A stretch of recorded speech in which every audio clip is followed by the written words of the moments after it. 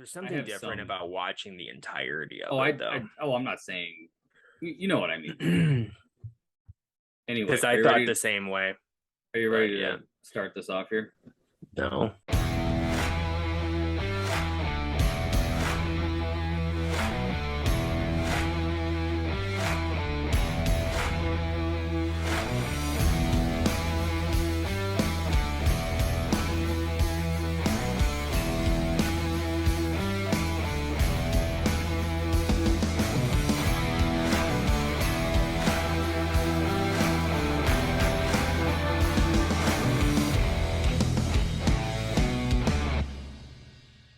Hey, everyone, Hi, everyone. and welcome to Why Welcome. Are You Still Here? And today we're talking about, actually, no, let's first give credit where credit's due. Yeah, I This was waiting for entire you to idea say it. came from a subscriber of ours named TT, or, Tom. I don't know if that's okay to say that, but it's on your profile, so I'm guessing it is, who gave us this idea. And ever since I first read it, I was like, oh my God, this is perfect. And I never would have come up with it for sure, because I would have when Elvis came out and I didn't. So never would have. Anyway, so we're talking about our top 5 musical biopics, right? So, but not our favorite of all time, because that's what it makes it seem like, right? Yes. It's our top 5 that we want to see, that we feel the world deserves, that we need to see before we die, hopefully. Okay.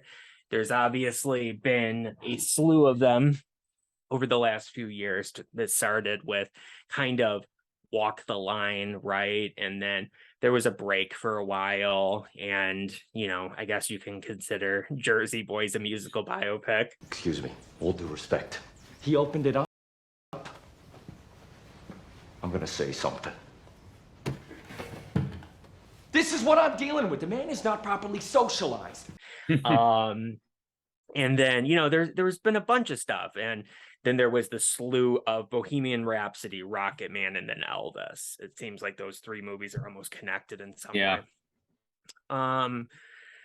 So yeah, it's like we're living in a time now where we're getting like real good representation, Hollywood level production, throw as much money at it as possible, representation of these stories. And it's a great time to be alive. I wish they could all be R-rated like Rocket Man was, because Rocket Man literally showed you everything. It was like the good, the bad, the ugly, whatever, right? Like everything. And Bohemian Rhapsody was massively cleaned up. And Elvis was cleaned up as well, but they kind of rode that line a little bit better, I felt. So anyway, so basically, this is our top 5 of what we'd like to see in a real Hollywood production, right? This is not straight to video release. This is not made for TV. This is not YouTube exclusive or whatever. This is literally, or Hulu, Netflix, whatever. This is literally like in theaters, high budget production, right? But before we get into the list, before we get into it, let's crack open a cold one as you do with the boys. Yes. This episode sponsored by Coke. I the wish. 0-calorie Cola. You want to sponsor us, Coca-Cola? We're ready for it. Yeah. So we're gonna talk about, before we actually get into the list of what we want to see, we're gonna talk about 2 movies that already do exist that we feel, one is the most underrated in our opinion, not enough people talking about it, and the second one is the most improvable, the one that we think it needs a remake, let's be honest, right? Or at least another movie based on the same source material. And then we'll get into honorable mentions if you have any. I don't know if you do. I do. Yeah, I have an honorable mention of what I would like to see. Okay, perfect. And then from number 5 to number 1, I guess. So yeah, if you want to start us off, what is your most underrated. I'm gonna start off with a small blurb first. You know, we always Okay. give background to everything, and I was gonna say this to you Yes. before we recorded, but why say it twice? You know, because we're just gonna have a whole conversation and then have another. So whatever. Anyway, so I'm sitting down compiling this list, and because you sent me how you wanted it formatted, which is fine. Brandon is like he's like my over obsessive teacher that is constantly sending me rubrics and stuff, which I like because I wouldn't be able to I'm follow the along. Waish producer. Yes, he's the talent. I'm just the beauty. As I sit here with Correct. unshaven and unkempt.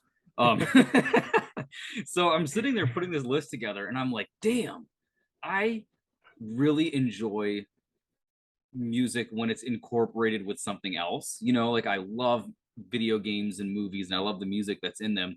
I have a lot of bands that I listen to. I have decades that I prefer. I have music I'm nostalgic for, you know, like everybody does. But it was hard to come up with this list for me. Like I had to really, it took me like 40 minutes of just like thinking and like trying to go. I'm like, oh, I'll go through my Apple Music list. There's like nothing on there because I'm always on YouTube. It's like, It's funny. no, it was not funny. It was very annoying, actually. So hopefully, I don't watch this list in 5 years and hate it like I do everything I say in this channel. Sure. Brief Any- background information for anybody watching. I wanted to do a top 10. I knew that Lucas would have a little bit of trouble with that. Obviously, if you've seen from our musical musings episodes, go check that out. Yeah, so I completed I lost my train of thought. Your Panic at the Disco shirt just threw me for a loop. Now you're panicking. Correct. So it took you 40 minutes to make this. Mine took 5 minutes. I was like, bam, bam, bam, bam, Kind of like when we did the And- YouTube thing and I had like 100 channels. I just spouted off in like 5 seconds. Yes. And I was like, right? I think I was like, don't look at your list. That's going to make it harder for you. Just go off the top of your mind. And that's what I did for this as well. I thought about looking in my Apple Music, but I was like, why make it harder for myself? I already knew my number one, so that one wasn't hard. But anyway, so Mine too, what are we doing? We're doing most underrated right now. Yes. Okay, so I think the name of the movie is The Titular Star. It was a Buddy Holly movie with Gary Busey. Oh yes. And okay. I think it's just called Buddy Holly. Okay, that's what I'm pretty sure that's what it's called. And I only saw it one time, but it's one of those things where I was with all my friends in college at the time, and we were just up at 3 a.m. watching random movies, and we like music, right? So we're watching the Buddy Holly movie. It's not amazing, but I don't hear anybody talking about this movie. And the performance from Gary Busey is great. It's before the accident, which is, it is sad to see. I sort of understand what you mean about people who have passed away and watching their movies, because watching this is very hard because he's so sound. It's very sad, but the singing and the performances that are on stage are all phenomenal. It's a great recreation of Buddy Holly and the Crickets. So they do show more than just Buddy Holly. Very good. So if you haven't seen it, go on YouTube. There's a lot of clips. I recommend checking out a little bit of it. Awesome. This one for me is a movie that's called Sid and Nancy. It's about Sid Vicious from the Sex Pistols, played by Gary Oldman. Shout out to Gary Oldman. Very cool. And Nancy Spurgeon, I believe her last name was either Spurgeon or Spungen. Doesn't matter. But Nancy, it was his girlfriend. And if you don't know the story of them, Sid Vicious was the bassist of the Sex Pistols. And basically he ended up murdering Nancy by stabbing her like 30 times. And then was about to be prosecuted and died of a drug overdose. It was fuck? He and it's like it's so crazy. It's such a good movie. Gary Oldman is phenomenal in it. He's so much like Sid Vicious. Sid Vicious was just a kid. He was 21 years old when he died. And it's really very sad. And the movie, being that Whoa. nobody knows exactly what happened because they loved each other. Why would he have killed her? You know, like it was just like, it doesn't make any sense. And he wasn't a violent guy or anything. It was just so weird. And so the movie sort of does its best to replicate what may have happened in the hotel room that led to this happening. And it was like the Chelsea Hotel in New York City, I believe. And I first found out about this movie when I was in New York City, when I was younger, and we were taking a tour of, you know, like filming hotspots. And we drove past the Chelsea Hotel, and they showed us a clip of Sid and Nancy. And it was like, what is this? And so I did a little bit of searching, and I found it. And yeah, it's really great. And Whoa. yeah, and I personally love the Sex Pistols. They are the greatest band that only had one record of all time. Yeah, Daniel And Radcliffe's favorite band is the Sex Pistols. oh, And really? he absolutely respects and adores Gary Oldman. So I just love that little. That's cool. I like that. Yeah, Very nice. that is cool. Yeah, they're great. And Sid Vicious, I said it, I believe, was their bassist, but he actually was not on their record really at all. I think he did one song on it That's because the he name that's was associated with. If you're gonna ask me anything about the Sex Pistols, I know Sid Vicious. I know they made okay. one record. Other than that, I don't Yes. know anything else. So The you know, lead of the band is Johnny Rotten. But yeah, Sid Vicious is tied pretty closely to that band, obviously. And my favorite member of the band. And so yeah, if anybody has not seen that movie, I would highly suggest checking it out. It's very interesting. It's all about wow. their relationship with each other, but as well as the forming of the Sex What Pistols year and did the this come breaking out? up of the Sex Pistols. Good question. You're now throwing me for a loop here.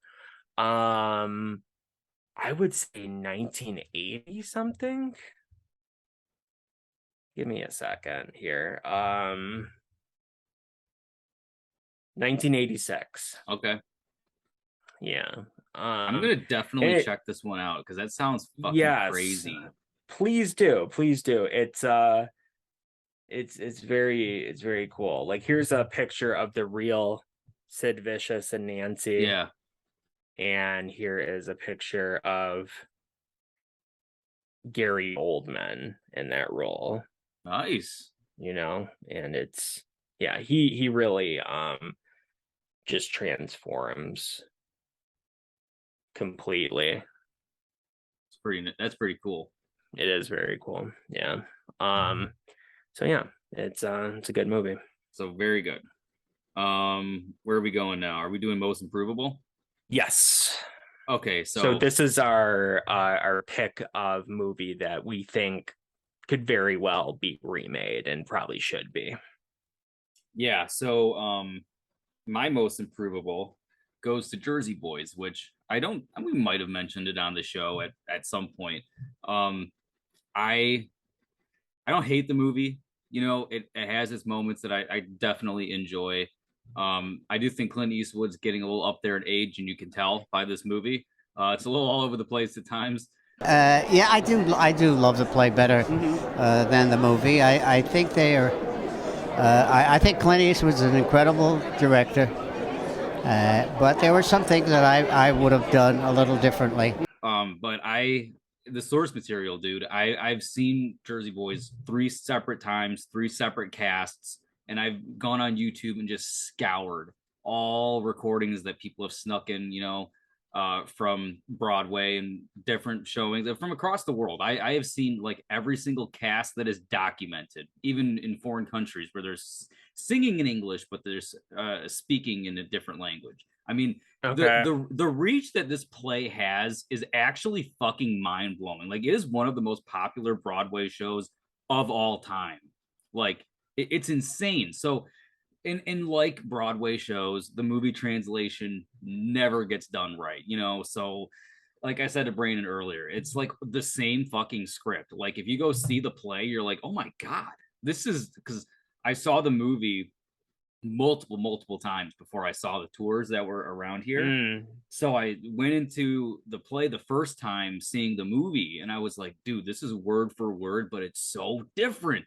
So again, tone makes a huge difference. So I would like to see either they're gonna do it show tunesy and make it big in Hollywood like they did with Elvis, which they're never gonna do for Frankie Valli. So that's just not gonna happen.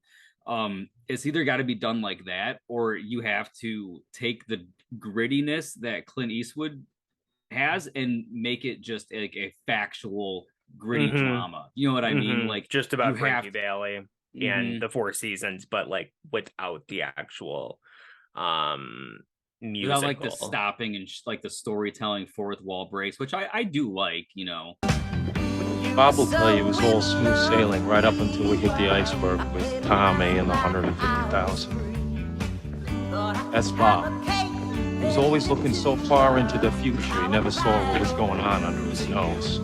But I would prefer it to be just a gritty drama because there's a lot behind it too. Again, like it's like a similar thing with Elvis where Tommy gets locked in Vegas for a couple of years because of his gambling debt and then still racks up more fucking debt. What an idiot. Anyway. Yes. I could make a whole episode about Jersey Boys, so we'll go on to your most improvable. Okay. This is a movie that I think is okay, but it could be so much better, and it should be better, and it deserved more than this. And it's The Doors that came out in I believe 1991. Yes, you're correct. And Val Kilmer is incredible in it. And that's where it stops. It is not a good retelling of Jim Morrison's life. It is not a good retelling of anything about the band The Doors. They just, why can't I think of his name right now? The insane guy that wrote Scarface. Oh man, and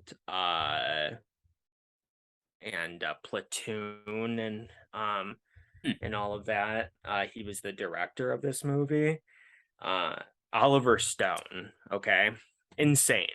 If anybody doesn't know, when he wrote Scarface, he locked himself into a hotel room and just snorted lines of coke constantly. Okay, so that's how he wrote that. And I feel like when he did this movie, The Doors, it finally got to him and he was just psychotic because it's like Jim Morrison talking to like an Indian chief spirit that appears, and it's just is it supposed to be like parts of him tripping but like incorporating it into the movie? I mean, is there an artistic approach? Can we defend it? Or is it just wacky? Defend it. It's just wacky. The whole movie is just wacky. It has moments of, goodness thrown in, but a lot of trash. And like I said, Jim Morrison deserves so much better. Val Kilmer deserves so much better because he was flawless casting. Oliver Stone actually told him, correct. He told him, you can play this role if you send me recordings of you singing interspersed with the Doors music, Jim Morrison singing. And if I can get to a point where I can't tell what's the Doors and what's Val Kilmer, then you have the role. He did it. He succeeded. He got the role. That's awesome. So he is amazing. No issues with Val Kilmer in this movie at all. But, oh, man, the rest of it, not so much. It could have been so much better. And we deserve a better Jim Morrison biopic. So, yeah. So we can jump into our honorable mentions and then go to number 5. So what are your honorable mentions? So movies that you would like to be seen made. I wanted to incorporate some of my interests into this. So I wanted to give a little something off the wall. So I think even my 5 list, there's some curveballs in there you're not going to see. Okay. I think they could be good. But you know what happens when I think it's a good idea, like it comes out and it's horrible. So let's see let's see how this goes. So my honorable mention, I wrote it down. I'm like, dude, this would be a horrible movie. So I think it'd be a good documentary. But I just have to put something in there. It's a name that I guarantee you don't know. You know the name Koji Kondo? Oh, yeah, the Nintendo There you go. So you know him. composer. Yes. I So, agree. I think that would be That could be awesome. really cool. I don't know, like as a theatrical movie, how that would be, because it's like, what is it going to be? The stress of creating chip tunes, or is it going to be like the development of 8, 16-bit, and then the music in the 3D era, which is, you know, CD based, so it's different, you know. But this is something that's stylized. So movie, I don't know, but a documentary, I would watch the fuck out of that. I think Because the movie would be good. because those themes, I mean, when you hear the first three, I mean, your grandma can tell you the Mario theme probably, and everybody knows that, it's so recognizable. And then, I mean, just these themes are modern. You know what I mean? Zelda theme, the Mario theme, things that you've grown up with, and then the games that have just gone under the radar. I think it would be awesome, totally cool. Agreed. And I'm glad you agree, because I just imagined you saying, "What?" and then laughing.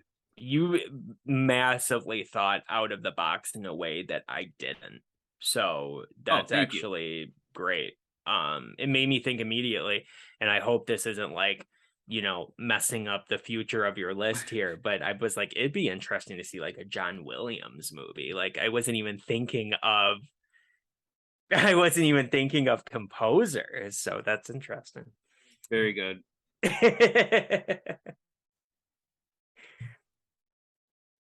I said nothing. Was that your only honorable mention? Yeah, I just did the one. Like I Okay. said, I was straining, but at least it came up with a good idea. Now I feel very accomplished. Well, that's the end of part 1, everybody.